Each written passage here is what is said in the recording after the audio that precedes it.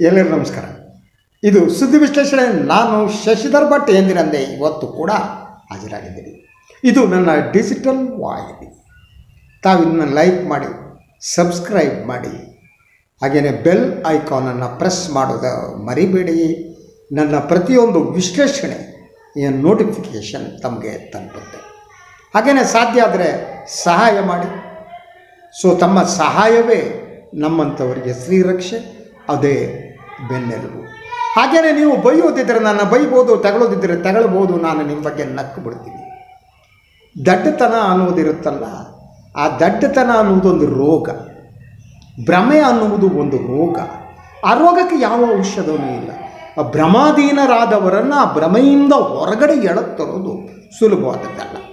Anyway, ಪ್ರಧಾನಿ ನರೇಂದ್ರ ಮೋದಿ ಅವರು star campaigner. ಅವರು ಪ್ರಧಾನಿ ಮಾತ್ರ ಅಲ್ಲ, ಅವರು ಹಲವು ದಾಖಲೆಗಳನ್ನು ನಿರ್ಮಿಸಿದ್ದಾರೆ. ಭಾರತದ ಚುನಾವಣಾ ಇತಿಹಾಸದಲ್ಲಿ ಪ್ರಧಾನಿಯಾದವರೊಬ್ಬರು ಒಂದು ರಾಜ್ಯದ ವಿಧಾನಸಭಾ ಚುನಾವಣೆಗಾಗಿ ಇಷ್ಟು ದಿನವನ್ನು, ಇಷ್ಟು ಶ್ರಮವನ್ನು ವಹಿಸಿದ ಇನ್ನೊಂದು ಉದಾಹರಣೆ ಸಿಗಲಾರದು. ಅದೊಂದು ದಾಖಲೆ. ಹಾಗೆ ಮೋದಿಯವರದ ಹಲವು ದಾಖಲೆಗಳಿವೆ. ನಾನು ಎಲ್ಲ ದಾಖಲೆಗಳನ್ನು ಹೇಳ್ತಾ ಹೋದರೆ ಭಕ್ತರಿಗೆ ಸಿಟ್ಟು ಬರುತ್ತೆ. ಇವತ್ತು ಕೂಡ ಪ್ರಧಾನಿ ಮೋದಿ ತಮ್ಮ 2 ದಿನಗಳ ರೋಡ್ ಶೋಗಳ ಮೊದಲ ದಿನ ಇದು. ಬೆಳಗ್ಗೆ ಅವರು 9 ಗಂಟೆಗೆ ರಾಜಭವನದಿಂದ ಹೊರಟರು. ಮೇಕ್ರಿ ಸರ್ಕಲ್ ಬಳಿ ಇರುವ ಹೆಲಿಪ್ಯಾಡ್ನಾಗ ಬಂದರು. ಹೆಲಿಕಾಪ್ಟರ್ ಹತ್ಕೊಂಡು ಅಲ್ಲೆಲ್ಲ JP ನಗರದ ಹತ್ರ ಹೋಗಿ ಇಳಿದ ಮೇಲೆ ಅಲ್ಲಿಂದ ಅವರ ರೋಡ್ ಶೋ ಪ್ರಾರಂಭ ಆಯಿತು.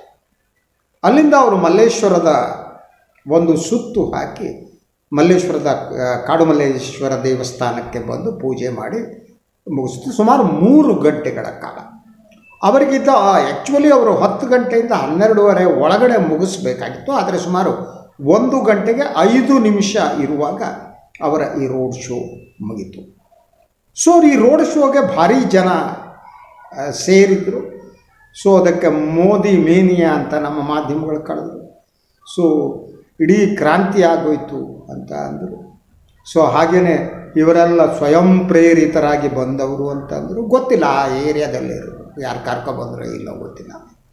ಬೆಂಗಳೂರಿನಲ್ಲಿರುವ ಹೂಗಳನ್ನೆಲ್ಲ ತಂದು ಮೋದಿಯವರ ತಲೆ ಮೇಲೆ ಹಾಕಿದ್ರು. 2 ಕಡೆಯಿಂದ ಹೂ ಒಗಿತಾ ಇದ್ದರು. ಮೋದಿ ಮೋದಿ ಅನ್ನುವ ಕೂಗು ಬರ್ತಾ ಇತ್ತು. ಮಾಧ್ಯಮಗಳ ದೃಷ್ಟಿಯಿಂದ ಇದು ಯಶಸ್ವಿಯಾದ ರೋಡ್ ಶೋ.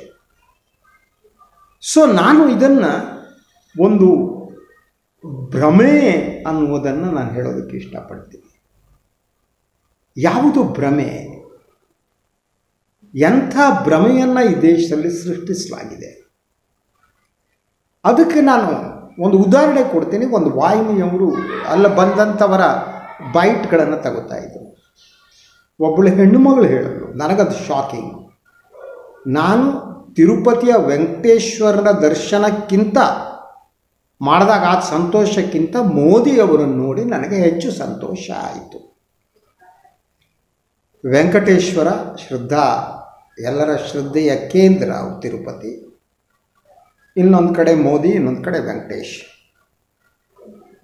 ಆ ಹೆಣ್ಣು ಮಗಳಿಗೆ ದೇವರ ದರ್ಶನಕ್ಕಿಂತ ಹೆಚ್ಚು ಸಂತೋಷವನ್ನು ಮೋದಿ ದರ್ಶನ ಕೊಟ್ಟಿದೆ. ಅಂದರೆ ಮೋದಿ ವೆಂಕಟೇಶ್ವರಕ್ಕಿಂತ ದೊಡ್ಡವರಾಗಿದ್ದಾರೆ. ಅವರು ದೇವರ ಮೇಲಿನ ದೇವರು. ದೇವರ ಮೇಲಿನ ಈ ದೇವರು ಏನಿದ್ದಾರೆ ಅವರು ಇವತ್ತು ಪ್ರತ್ಯಕ್ಷರಾಗಿದ್ದಾರೆ. ಜನರಿಗೆಲ್ಲ ಸಂತೋಷ ಆಯಿತು. ನಾನು ಇದು ಭ್ರಮೆ ಅಂತ ಕರೆದಿದ್ದೇನೆ. ಅದರ ಜೊತೆಗೆ ಮೋದಿಯವರ ಭಾಷಣಗಳಿಗೆ ಮತ್ತೆ ಬರ್ತೀನಿ. ನಾನು ವಿಮರ್ಶೆ ವಿಶ್ಲೇಷಣೆ ಎಲ್ಲ ಮಾಡಿದ್ದೀನಿ. ಅವರು ಕರ್ನಾಟಕವನ್ನು ನಂಬರ್ 1 ಮಾಡ್ತೀನಿ ಅಂತ.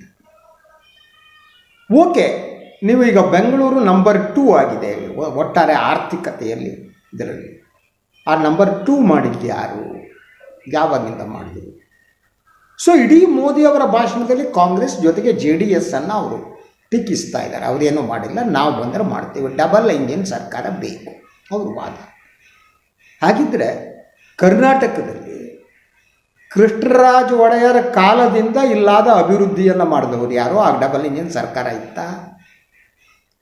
ಶಿವನ ಸಮುದ್ರ ವಿದ್ಯುತ್ ಮೊದಲ ಬಾರಿಗೆ ಉತ್ಪಾದನೆ ಮಾಡಲಾಯ್ತಲ್ವಾ? ಆಗ ಡಬಲ್ ಇಂಜಿನ್ ಸರ್ಕಾರ ಇತ್ತ ಸ್ವಾಮಿ? ಕೃಷ್ಣ ಕಾವೇರಿ ಯೋಜನೆಗಳು ಕರ್ನಾಟಕದ ರೈತರ ಪಾಲಿಗೆ ಅವರ ಇಡೀ ಬದುಕನ್ನು ಬದಲಿಸಿದ್ವಲ್ಲ, ಆಗ ಡಬಲ್ ಇಂಜಿನ್ ಸರ್ಕಾರ ಇತ್ತ. ಕೃಷ್ಣರಾಜ ಒಡೆಯರ್ ಅವರು ಕನ್ನಂಬಾಡಿಯ ಕಟ್ಟೆಯನ್ನು ಕಟ್ಟುವುದಕ್ಕಾಗಿ ತಮ್ಮ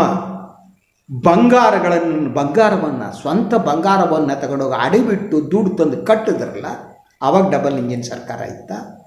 ಆವಾಗ ಎಷ್ಟು ಇಂಜಿನ್ ಇತ್ತು? ಸೊ ಅದರಂತೆ ನೀರಾವರಿ ವಿಚಾರಕ್ಕೆ ಬಂದರೆ ಅದರ ನಂತರ ಕನ್ನಂಬಾಡಿಯ ನಂತರ ಜಲವಿವಾದದ ಸಂದರ್ಭದಲ್ಲಿ ಕರ್ನಾಟಕದಲ್ಲಿ ದೇವೇಗೌಡರ ಕೊಡುಗೆಯನ್ನು ನೀವು ಡಿನೈ ಮಾಡೋಕ್ಕಾಗುತ್ತಾ? ಜಲವಿವಾದಗಳಿಗೆ ಅವರಿಗಿರುವ ಜ್ಞಾನವನ್ನು ನಾವು ಡಿನೈ ಮಾಡೋಕ್ಕಾಗುತ್ತಾ? ಕಾಂಗ್ರೆಸ್ ಪಕ್ಷ ಅಧಿಕಾರ ಬಂದ ಮೇಲೆ ದೇವರಾಜ ಅರಸು ಸಾಮಾಜಿಕ ನ್ಯಾಯದ ಪರಿಕಲ್ಪನೆ ಇಲ್ಲಿ ಬೇರುವಂತೆ ಮಾಡಿದ್ರಲ್ಲ, ಮಲ ಹೊರುವ ಪದ್ಧತಿಯನ್ನು ನಾಶಪಡಿಸಿದ್ರಲ್ಲ, ಜನತಾ ವಸತಿ ಯೋಜನೆ ಅಂತ ಜನತಾ ಮನೆ ಕೊಡುವುದು 70ರ ದಶಕದಲ್ಲಿ ಈ ರಾಜ್ಯದಲ್ಲಿ ಪ್ರಾರಂಭ ಆಯ್ತಲ್ಲ, ಆಗ ಡಬಲ್ ಇಂಜಿನ್ ಇತ್ತ, ಸಿಂಗಲ್ ಇಂಜಿನ್ ಇತ್ತ. ಕರ್ನಾಟಕ ಯಾವತ್ತಿದ್ರೂ ಕೂಡ ನಂಬರ್ 1 ರಾಜ್ಯನೇ. ಅದಕ್ಕೆ double engine, triple engine, 5 engine, 6 ಇಂಜನ್ನ ಅಗತ್ಯ ಇಲ್ಲ. ಅದಕ್ಕೆ ನಾನು ಹಿಡಿದಿದ್ದು ಭ್ರಮೆಯನ್ನು ಸೃಷ್ಟಿಸುವಂಥದ್ದು ಅಂತ. ಕರ್ನಾಟಕ ಇದೆ ಎಜುಕೇಷನ್ ಹಬ್. ಇದನ್ನು ಮಾಡಿದವರು ಯಾರು? ಡಬಲ್ ಇಂಜಿನ್ನ. ಕರ್ನಾಟಕದಲ್ಲಿರುವ ಎಜುಕೇಷನ್ ಇನ್ಸ್ಟಿಟ್ಯೂಷನ್ಗಳು, ಕರ್ನಾಟಕದ ಬೆಂಗಳೂರನ್ನು ನಾವು ಸಿಲಿಕಾನ್ ವ್ಯಾಲಿ ಅಂತ ಕರಿತೀವಲ್ವ, ಇಂತಹ ಬೆಂಗಳೂರು ಒಂದು IT BTಯಲ್ಲಿ ಇಂಥ ಅತ್ಯುನ್ನತ ಸಾಧನೆ ಮಾಡಿದ್ದು 2014ರ ನಂತರನ. ಅದರಲ್ಲಿ ಬೇರೆ ಬೇರೆಯವರ ಕೊಡುಗೆ ಇಲ್ವಾ? SM ಕೃಷ್ಣ ಅವರ ಕೊಡುಗೆ ಇಲ್ವಾ? ಅದರಂತೆ ದೇವರಾಜ ಅರಸು ನಂತರ ಬಂದ ಬಹುತೇಕ ಮುಖ್ಯಮಂತ್ರಿಗಳು ಅಭಿವೃದ್ಧಿ ಪರವಾದ ಆಡಳಿತವನ್ನು, ಜನರಲ್ಲಿ ನಾನು ಹೇಳ್ತೀನಿ, ಕೆಲವರದ್ದು ವ್ಯತ್ಯಾಸಗಳಿರ್ಬೋದು, ಇಲ್ಲಿ ಅಭಿವೃದ್ಧಿಯನ್ನು ಮಾಡಿಲ್ವಾ? ರಸ್ತೆಗಳನ್ನು ನಿರ್ಮಿಸಲೇ ಇಲ್ವಾ? ಇವರು ಬಂದ ಮೇಲೆ ರಸ್ತೆ ಮಾಡಲ್ಲ. ಸೊ ಶಿಕ್ಷಣ ಮತ್ತು ಆರೋಗ್ಯಕ್ಕೆ ಕರ್ನಾಟಕ ಒಂದು ಕಾಲದಲ್ಲಿ ಅತಿ ಹೆಚ್ಚು ವೈದ್ಯಕೀಯ ಕಾಲೇಜುಗಳಿದ್ದ ರಾಜ್ಯ ಆಗಿತ್ತು. ಅಂತಹ ರಾಜ್ಯವನ್ನು ನೀವು ನಂಬರ್ 1 ಮಾಡ್ತೀರಾ? UP, ಮಧ್ಯಪ್ರದೇಶ, ನಿಮ್ಮ ಆಡಳಿತ ಇರೋ ಗೋವಾ, ಹರಿಯಾಣ ಏನು ಮಾಡಿದ್ದೀರಿ? ಅಲ್ಲಿ ನಂಬರ್ 1 ಮಾಡಿದ್ದೀರಾ? UP ಒಂದು ನಂಬರ್ 1 ಮಾಡೋಕ್ಕಾಗಿದೆ ನಿಮಗೆ? GST ನಿಯಮ ಜಾರಿಗೆ ಬಂದ ಮೇಲೆ ಜನಸಂಖ್ಯೆ ಆಧಾರದ ಮೇಲೆ ಸಂಪನ್ಮೂಲಗಳ ವಿತರಣೆ ನಡೀತಾ ಇದೆಯಲ್ಲ, ಆವಾಗ ಕರ್ನಾಟಕದಲ್ಲಿ ಬೆಂಗಳೂರಿಂದ ನಮ್ಮ ಕರ್ನಾಟಕದ ಹಣವನ್ನು GST ಸಂಗ್ರಹದಲ್ಲಿ ಆ ಪಾಲನ್ನು UP ಅಂತವರಿಗೆ ಹಂಚುತ್ತಿದ್ದೀರಲ್ಲ, ನೀವೇ ಮಾಡಿದ್ದಲ್ವಾ ಅದು? 2014ರವರೆಗೆ ಬೆಂಗಳೂರಿನ ಕರ್ನಾಟಕದ ಜನ ನೀರು ಕುಡ್ದಿಲ್ವಾ? ನೀರು ಇಲ್ವಾ ಅವರಿಗೆ? ಎಜುಕೇಷನ್ ತಗೊಂಡಿಲ್ವಾ? ಅವರಿಗೆ ಆರೋಗ್ಯ ಇಲ್ವೇ ಇಲ್ವಾ? ಈ ಪ್ರಶ್ನೆಗಳನ್ನು ಕೇಳಬೇಕು. ಆದರೆ ಈ ಪ್ರಶ್ನೆಗಳನ್ನು ಕೇಳುವ ಸ್ಥಿತಿ ಇವತ್ತಿನ ದಿನ ಇಲ್ಲ. ಮೋದಿಯವರ ಇವತ್ತಿನ ಈ ಒಂದು ರೋಡ್ ಶೋ ಏನಿದೆ, ಈ ರೋಡ್ ಶೋ ನಾನು ಹೇಳಿದಾಗ 2.25 ಗಂಟೆಗಳ ಕಾಲ ನಡೀತು. ಕೈ ಬೀಸುವುದು ನಡೀತಾ ಇತ್ತು. ಜನ ಅವರಿಗೆ ಕೈ ಬೀಸ್ತಿದ್ರು, ಇವರು ಕೈ ಬೀಸ್ತಾ ಇದ್ರು. ನರೇಂದ್ರ ಮೋದಿಯವರು ಹಾವೇರಿಯಲ್ಲಿ ಭಾಷಣ ಮಾಡಿ ಅಲ್ಲಿ ಅವರು ಕನಕದಾಸರನ್ನು ನೆನಪು ಮಾಡಿಕೊಂಡ್ರು.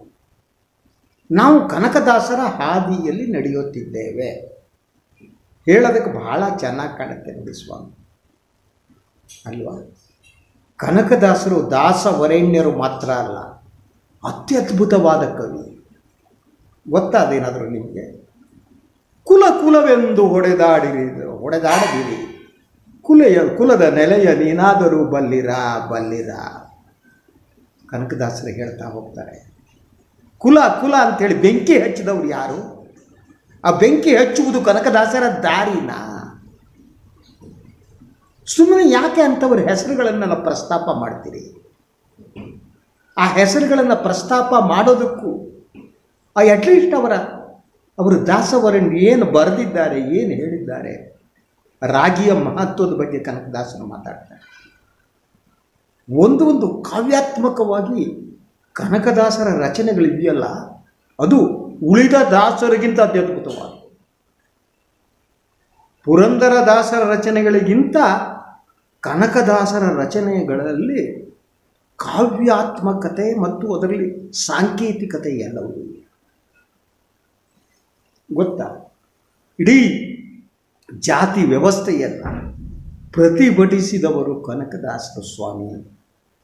ನೀವು ಜಾತಿ ಬೆಂಕಿ ಹಚ್ಚಿದಂಥ ಸಂಘ ಪರಿವಾರ ಬಜರಂಗ ದಳವನ್ನು ಒಂದು ಕಡೆ ಡಿಫೆಂಡ್ ಮಾಡ್ಕೊತೀರಿ, ಸಮಾಜವನ್ನು ಒಡೆಯುವವರ ಒಂದು ಕಡೆ ಡಿಫೆಂಡ್ ಮಾಡ್ಕೊತೀರಿ, ಇನ್ನೊಂದು ಕಡೆ ನಾವು ಕನಕದಾಸರ ದಾರಿಯಲ್ಲಿ ಸಾಗುತ್ತಿದ್ದೇವೆ ಮಾತನ್ನು ಹೇಳ್ತೀರಿ. ಒಂದು, ನಿಮಗೆ ಕನಕದಾಸರ ದಾರಿ ಯಾವುದು ಅನ್ನೋದು ಗೊತ್ತಿಲ್ಲ, ಕನಕದಾಸರು ಏನು ಹೇಳಿದ್ದಾರೆ ಅನ್ನೋದು ನಿಮಗೆ ಗೊತ್ತಿಲ್ಲ, ಅದು ಓದೋಕ್ಕೂ ಸಾಧ್ಯ ಇಲ್ಲ. ನಿಮಗೆ ಓದುವ ಅಭಿರುಚಿ ಎಲ್ಲರಿಗೂ ಬರಲ್ಲ ಅಲ್ವಾ. ಆ ಅಭಿರುಚಿ ನಿಮಗೆ ಇದೆಯೋ ಇಲ್ಲೋ ಗೊತ್ತಿಲ್ಲ ನನಗೆ. ಅದನ್ನು ಯಾವುದನ್ನು ತಿಳಿದುಕೊಳ್ಳದೆ ಹಾವೇರಿಗೆ ಹೋಗಿದ್ದೀವಿ, ಅಲ್ಲಿ ಹತ್ತಿರದಲ್ಲಿ ಕಾಗಿನೆಲೆ ಇದೆ, ಕುರುಬರಿದ್ದಾರೆ, ಅವರು ಓಡ್ತಗೋಬೇಕು. ಇದು ಭ್ರಮೆಯನ್ನು ಸೃಷ್ಟಿಸುವಂಥದ್ದು.